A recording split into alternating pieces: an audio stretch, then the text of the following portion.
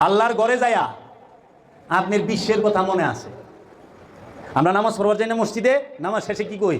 আল্লাহ রাব্বুল আলামিন কি আমি এত টাকা ঋণ, আমার ঋণ থেকে মুক্ত করে দাও। আল্লাহ আমার রূপ থেকে মুক্ত করো। আল্লাহ আমার ভালোবাসি, রাজি হয় না, তুমি দয়া করো, রাজি করে দাও। হয় না? গেছেন কোথায়? আল্লাহর ঘর মসজিদে। কার সামনে আছেন? আল্লাহর সামনে।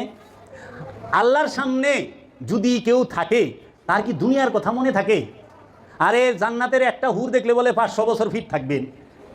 আর স্বয়ং রব্বুল আলামিন আপনার সামনে, আপনার বিশ্বের কথা অন্তরে মনে রয়েছে। এর লেগা আল্লাহর ওলি বলছে যে, মাওলানা রুম বলছে, দুঃখী সে কখনো খোদার দাসত্ব করতে পারে না, কারণ ওর সামনে খোদার থেকে ওর দুঃখটা বড় হয়ে যায়। কেন? ও খোদার সামনে বইয়া দুঃখের কথা কয়, কিন্তু খোদার সামনে বইয়া কেউ দুঃখের কথা মনে থাকার কথা না, থাকেও না।